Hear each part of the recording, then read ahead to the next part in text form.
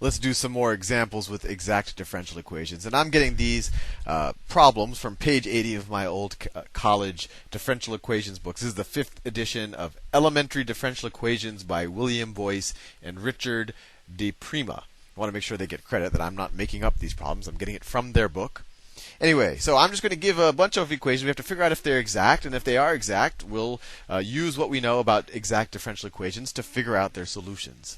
So the first one they have is 2x plus 3 plus 2y minus 2 times y prime is equal to 0.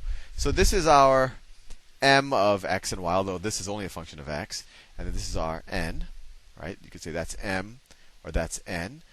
You could also say that if this is exact, well, first let's test it's exact before we start talking about xi. So what's the partial of this with respect to y? The partial of m with respect to y, well, there's no y here, so it's 0. The derivative, the rate of change that this changes with respect to y is 0.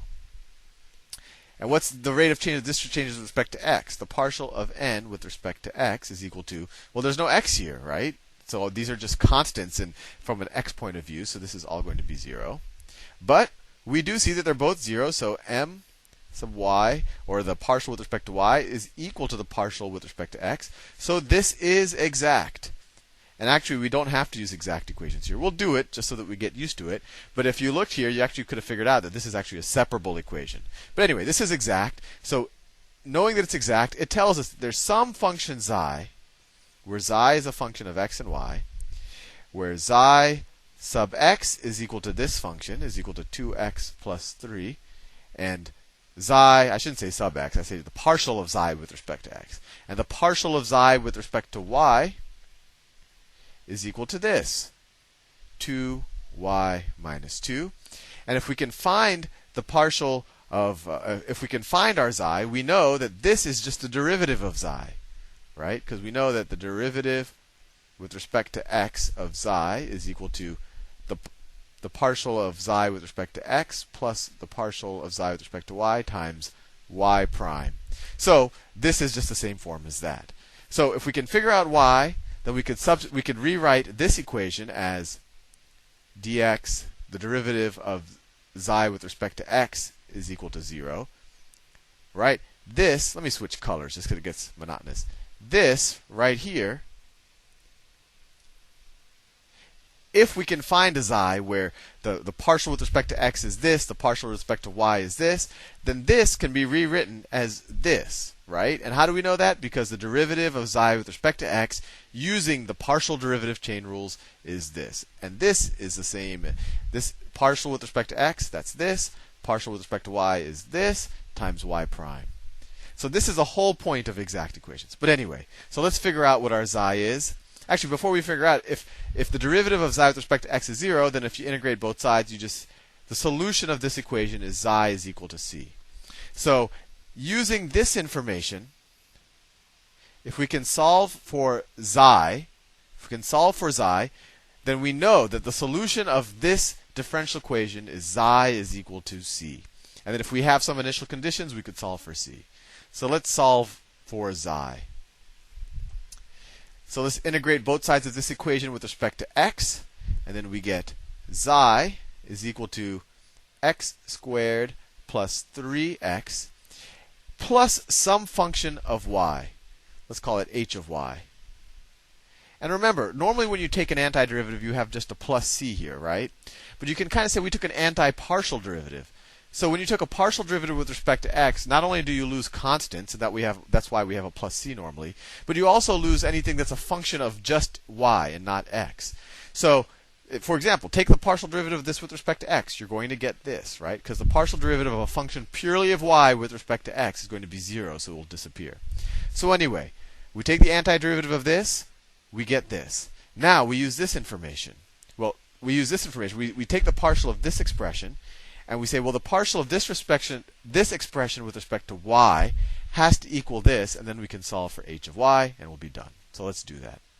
So the partial of xi with respect to y is equal to, well, that's going to be 0, 0, 0. It's going to be, right? this part is a function of x. You take the partial with respect to y, it's 0, because these are constants from a y point of view. So you're left with h prime of y. So we know that h prime of y, which is the partial of xi with respect to y, is equal to this. So h prime of y is equal to 2y minus 2. And then if we wanted to figure out what h of y is, we get h of y, just integrate both sides with respect to y, is equal to y squared minus 2y.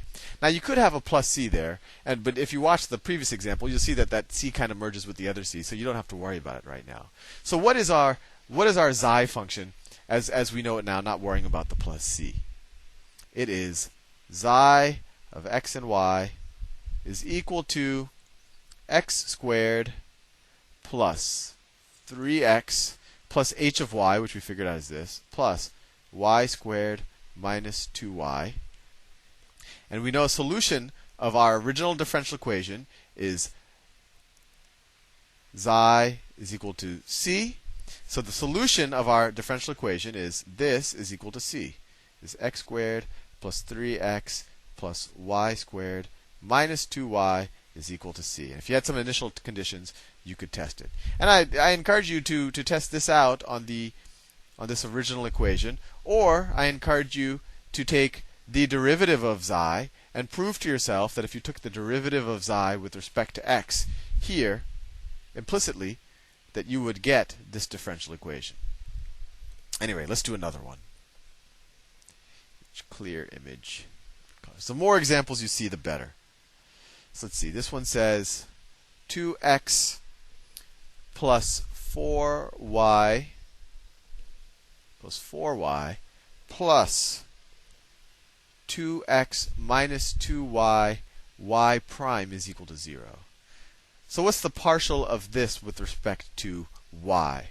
So the partial of m with respect to y, this is 0, so it's equal to 4. What's the partial of this with respect to x? Just this part right here.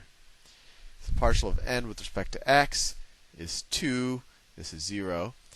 So the partial of this with respect to y is different than the partial of n with respect to x. So this is not exact. Not exact. So we can't solve this using our exact methodology. So that was a fairly straightforward problem. Let's do another one. Let's see. I'm running out of time, so I want to do one that's not too complicated. Let's see. We have 3x squared minus 2xy. Actually, let me do this in the next problem. I don't want to rush these things. I will continue this in the next video.